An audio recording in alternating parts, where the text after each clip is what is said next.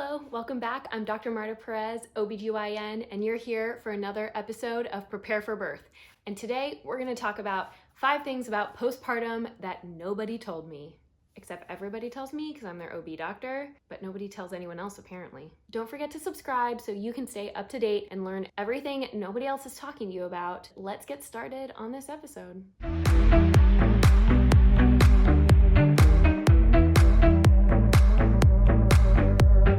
All right, so the postpartum period is just a weird time. Your body's recovering from birth, you're caring for a brand new baby, and there doesn't seem to be a lot of talk about some of the weird symptoms and things that happen postpartum.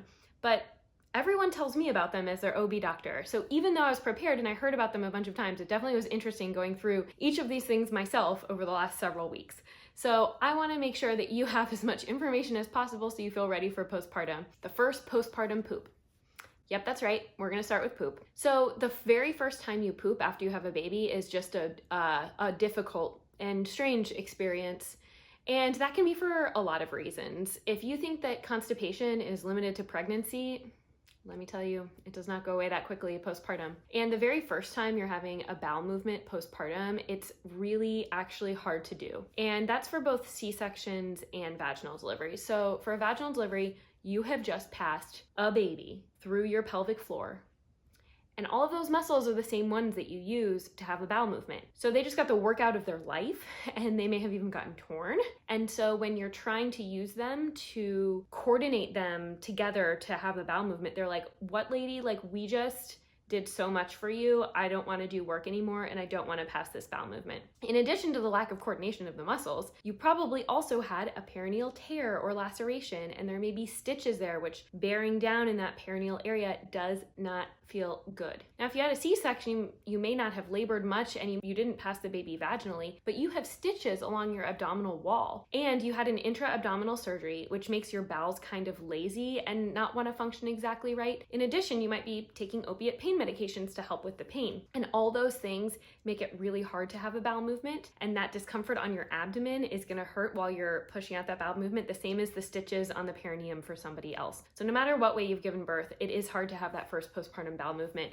It's going to be an uncomfortable experience. You'll probably be sitting on the toilet for 10 minutes, 15 minutes. That's why we always are really on top of stool softeners with your postpartum orders. Usually Colace, but go ahead and step those up to Miralax if you need. So anyways, first postpartum bowel movement, not fun. Next is night sweats.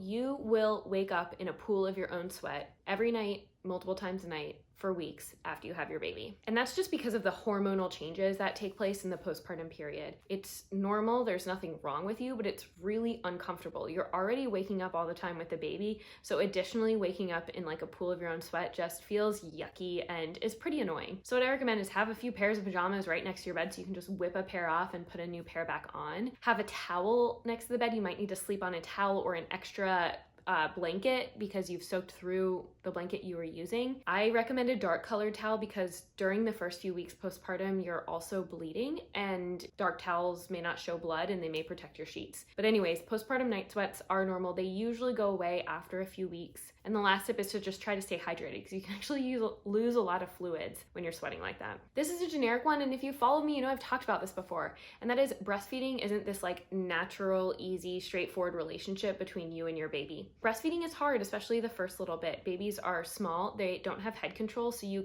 really need like 3 or 4 hands to help a baby latch and breastfeed, but as a mom, you only have 2 of them, so you need other people's help and support. And there's a lot of complicated things that can happen in the breastfeeding relationship. So remember, it's really wonderful, and a lot of people struggle in the first few weeks and then it gets easier for them. Now, not everyone's able to, but just remember that it's really not easy the first few weeks. For a lot of people, it gets better. Set up the support ahead of time. So take a breastfeeding class online, line up your lactation consultant support for after birth, whether that's through your pediatrician's office, if it's offered, hiring a private one through your hospital. Just know what your lifeline for help is going to be and expect that you're going to need help from other people while you're breastfeeding the first few weeks. All right, sex. Yep, postpartum intimacy. Really not talked about enough, except for me at the OB's office. But I've noticed that maybe not everyone has the time to really talk about it that much at that 6-week visit. We're packing a lot of stuff and we can easily get curtailed by one issue that takes up all of our time. So for postpartum intimacy, we generally recommend saving penetrative intercourse until after you're cleared by your doctor, just making sure everything's healed up. When you return to having penetrative vaginal intercourse, it might not feel very good.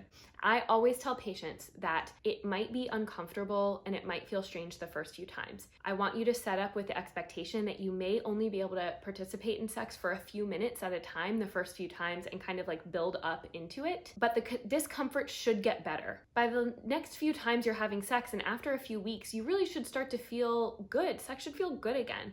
If sex is still painful after that time period, then that is common, but it's not normal. Okay, that's common, but it's not normal. I hear a lot of people complain about this and there is a fix. So one of the things maybe we need to re-examine that perineal area and make sure things healed up correctly from a tear and a repair. Sometimes there's something called granulation tissue there that can be really sensitive, and sometimes I can just treat that in the office. Another thing is the most likely culprit is the dysfunction of the pelvic floor muscles. And those, just like other muscles, can be rehabilitated. So pelvic floor physical therapists specialize in these pelvic floor muscles and they can really help you get back to relaxing and coordinating them so that sex feels fun and comfortable again. And then the final culprit for breastfeeding people can be that due to the hormonal suppression from breastfeeding, there can be a lot of vaginal dryness, almost like in a menopausal state. And vaginal estrogen applied to the outside is safe in breastfeeding and can really help with this symptom. So postpartum intimacy can be uncomfortable, should get better and feel comfortable. And if it doesn't, please come back because we can do something about it. All right, the last thing is postpartum hair loss. So the hair loss phenomenon that happens a few weeks to months after childbirth is something that catches a lot of people totally off guard, and it's really distressing. So why does this happen? It's actually a normal physiologic process. Your hair can actually go through a massive shed due to a lot of different things. Dermatologists I've talked to said any stressful life event, even taking an international flight and being jet lagged, months later can result in one of these hair drops. The hair is going to grow back. It is one of those things where in pregnancy, actually your hair stops shedding as much and it holds on to hair. And in the postpartum period, it starts dropping all that hair it had held on to at one time. So again, it's super distressing when you see tons of hair in your hand in the shower or when you have the wispies growing back. And what I want you to know is that in most cases, this is a normal physiological process. Now, if it's a ton of hair, it could be a sign of like hypothyroidism or another medical issue, in which case you can be seen by a dermatologist or your OB-GYN to check in on those. But for most people, it's physiologic and nothing's wrong with them. Again, it will stop. You won't go bald. You will go through a regrowth phase, which may not look cute. You see a lot of those postpartum wispy people talking online. But of course, because something is pretty much universal for postpartum people and distressing, it is a ripe opportunity for people to try to sell you stuff. So you see tons of these like supplement companies. They direct market to me on my Instagram saying, buy my supplement to help with postpartum hair loss.